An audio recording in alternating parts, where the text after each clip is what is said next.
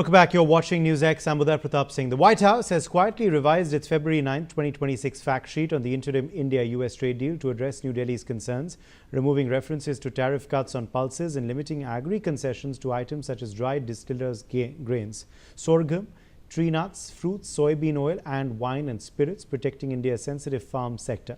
The language on purchases softened from India being committed to over $500 billion in U.S. energy, ICT, agri, and coal to merely intends to buy more American products worth over $500 billion in energy, ICT, coal, and others, dropping agriculture mentions for a less binding tone. Claims about removing India's digital services taxes were also excised. Refocusing on bilateral digital trade talks, these tweaks align the document with the February 6th joint statement, preserve reciprocal tariff reductions, and also keep broader talks on track, while Russia firmly backs New Delhi against U.S. pressure to curb long-standing energy and defense ties. Joining us live, Ambassador Pradeep Kapoor, former diplomat; Peter Cardillo, chief economist, Spartan Capitals, is also live with us. Dr. Jaydeep Bhattacharya, President CDPR, joins us live. Pathikrit Pine, foreign affairs expert, is also joining the broadcast. Ambassador Kapoor, what do you make of this revised language in the text on the India-U.S. trade agreement? This is a very positive sign, Uday. And, it is very essential for two strong negotiating partners to be sensitive to each other's concerns. And for the US to reflect that sensitivity is a very huge step forward. And I think it will open up a lot of, intense interactions and discussions on a large number of areas which have been going very slow because of the difficulties we have had on the US-India trade and tariff front. So it'll open up the minds, it'll open up the horizons, it'll open up the content and depth of interactions, because even in the areas of initiative for critical and emerging technologies, and what we are seeing in AI, for example, or chip manufacturing, for example, or cybersecurity, these areas require these two countries to work together for the good of both the countries and for the good of the world. Also, the threat perceptions I've been saying overlap very significantly for US and India. So once we are on an even keel, we are operating with sensitivity to each other's concerns and listening to each other very, very keenly and intently, it will help very significantly to counter all the threats, for example, to a great extent, and to cope with whatever new and emerging threats are there. So both these countries will benefit phenomenally. The job, employment, the economic growth of US and of India will increase. So a lot of fringe benefits and tangible and intangible benefits will accrue to the peoples of both the countries. Thank you, Uday. Peter Cardillo, do you believe this text, this revised text would provide clarifications to those who are questioning India's, opening up of the agri sector for the US, and also those who are wondering as to how this commitment would be fulfilled? Yeah, well, first of all, it's a commitment, and we just have to wait and see if this commitment is brought to fruition. Now, the question is, will it erase some doubts on the critics about the deal? I'm not too sure that it will. It's a huge deal if this goes through. It's certainly very beneficial for the United States, and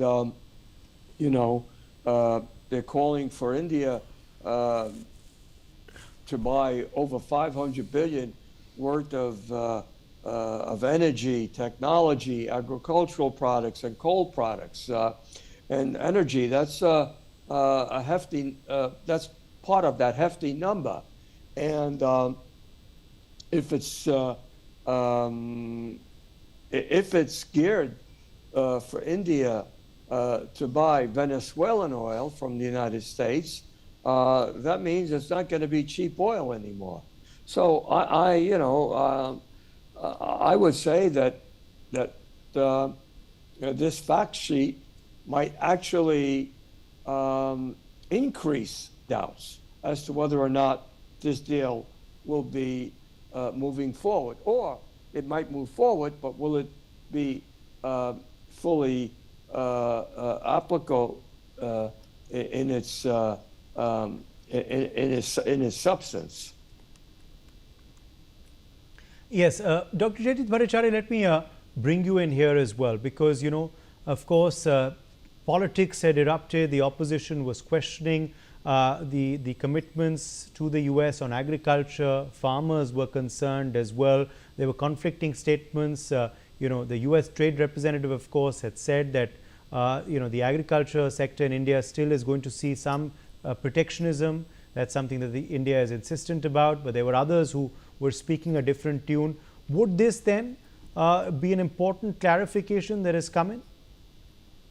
In a way, yes, it's a clarification. Also, if you look at the wordings, it still reflects the fact that it's work in progress, which is what it is. It is an interim agreement. And even the interim agreement seems to be work in progress, with the final touches yet to be put in. If you look at the fact sheet, is essentially the core of it is just four things. It says India will eliminate or reduce tariffs. And the earlier statement was that India will eliminate tariffs. So that's a very significant clarification that it will reduce tariffs, and that's what the Indian government has also been saying. The second, it says that India intends to buy American product and not India will buy American product. And obviously, India always has had the intention of buying American products. And as the Commerce Minister had explained, that we were anyways going to buy the Boeing planes and defense equipment, which will fill up most of the $500 billion that we're talking about. The only question mark was, will that happen in a 5-year period, or will it take a longer time? Because it takes a lot of time to manufacture Boeing planes, so it may not happen within that 5-year period. But it's more of an intention. It also said that India and US will talk about the rules of origin and of interference by non-market economies. And obviously, our concern is that the Chinese should not be setting up manufacturing in the US and then exporting to India. And the US had the same concerns. It was mutual concern. And those are the key and core of the clarifications. The other fourth point that was of concern was the tax on digital trade. And that was very significant because the push has been that anything being sold over the internet, there should not be any tax. So somebody sitting in US can sell into India without any taxes, whereas somebody sitting in Delhi and selling to an Indian market will have to pay taxes. So that's a non-level playing field. So it's a matter of significant concern. And again, that has been clarified that India and US will be working towards figuring out how to solve that issue. They have their own point of view. India has its point of view. So largely what has happened was that the US also has its domestic political requirements, and it had to satisfy that. And therefore, some of the statements we can clearly say that they misspoke on those statements because they did not accurately represent what was the agreement between the US and India. And therefore, that left the Indian government a bit struggling because the opposition tried to pounce on it and it became a political issue. Now, with this clarification, it points out that what has been assumed on the Indian side by the opposition and by those who were afraid of what the agreement was, those fears are not substantiated. The clarification statement clearly shows that the points where there is a concern specifically on agriculture are also without a foundation, and these will be work in progress. A agreement always is a give and take. There will surely be some things that India is compromising on, but are they significant? Are they substantial? Do they hurt the interest of the farmers? I think that has been clarified, and it's not seems to be something which is hurting the interest of the Indian farmers. Okay, let me take that to you as well, Pathikrit. On, of course, these wordings, the language. It's important. Diplomatic parlance is very important. The US, of course, has adopted a completely different strategy on how to do diplomacy in the last year. But were these, revised wordings important? And how, how do you react also to the fact that the US agreed to all of this? That India, of course, must have communicated this, must have conveyed this. It's finally, of course, happened at our behest. We have heard all kinds of statements from the United States in the last 1 year, including the one that India is a dead economy, and including the one that they would crush the Indian economy. Lindsey Graham mentioned it. And then we had an agreement on the framework, which is extremely good. I do agree.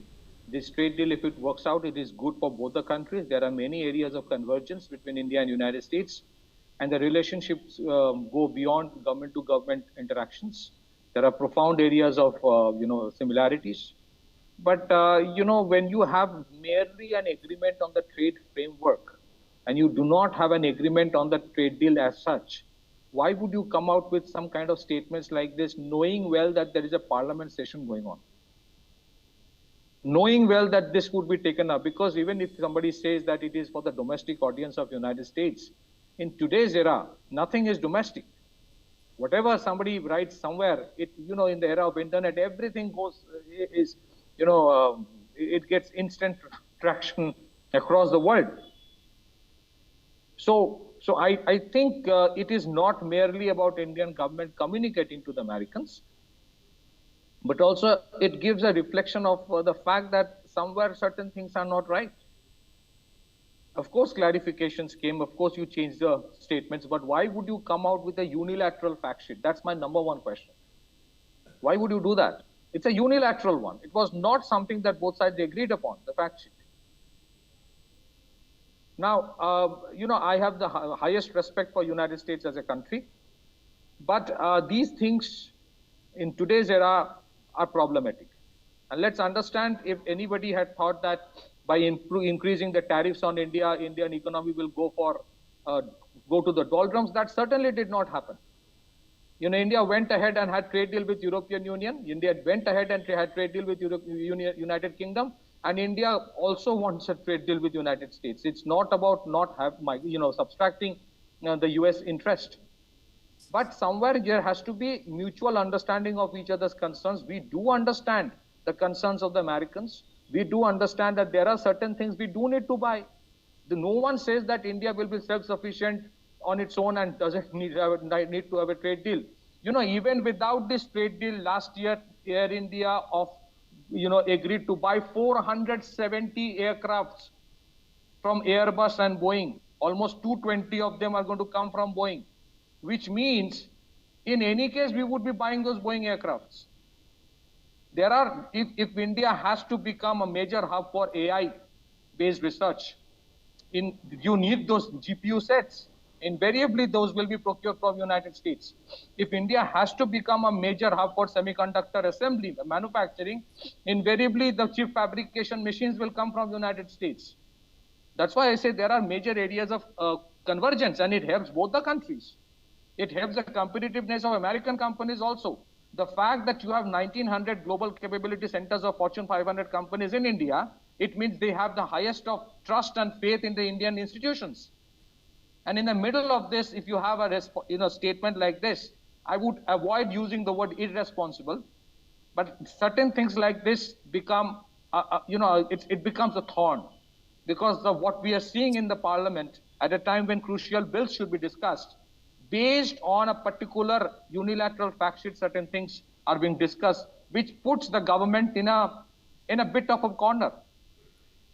So I think while America has to protect its own interests, which we deeply respect, India has to protect its own interest in areas of agriculture, dairy, poultry, fisheries. Yes. Because millions of farmers are involved in it, including their livelihood. Yes. So a statement like this, you cannot call it a typo's error. Okay. Which is why they should be thought through before being put out, by both sides, is what you're clearly saying. Ambassador Kapoor, let me quickly draw you in here. Should this now silence, though, the skeptics? Should this silence the critics? Should this silence the, those saying the agriculture sector has been opened up, the farmers in India have been finished? Should this silence them now, once and for all? Well, the opposition says that their job is to oppose whatever the government does. So I don't know whether it will silence them, but at least they will have to tamp down and tone down their, language. And because otherwise their credibility will again suffer with the people, because the truth is something different. And I have seen that in my career, happening quite a few times with the American diplomats, particularly. Just as a very quick example, when I was ambassador in Cambodia, the ASEAN summit was to be held. So President Bush was coming there with Colin Powell and all his advisors. And Prime Minister Vajpayee was coming to Cambodia with Brajesh Mishra, the National Security Advisor, and other leaders from the Indian side. And President Bush wanted a meeting with Prime Minister Vajpayee. So the request was made by the American side to the Indian side that President Bush is seeking a meeting. And the purpose was basically to request for Indian boots on the ground in Iraq. That was very clear that they wanted the presence of Indian army in Iraq because India has a phenomenal sort of rapport with the Iraqi people, at that time with the Iraqi leadership. So they wanted desperately to have Indian army presence in Iraq. Now, the request was made by the Americans to the Indian side, but then they were going to issue a press release because of the big power syndrome or the hegemon syndrome, that the Indian Prime Minister had requested for a meeting with President Bush. The ambassador of America was a very dear friend, so he forwarded the press release to me before sending it to the media. And I said, Ambassador, if you send this out as a press release, I'll have to challenge it immediately. And I'll say that this is absolute lies.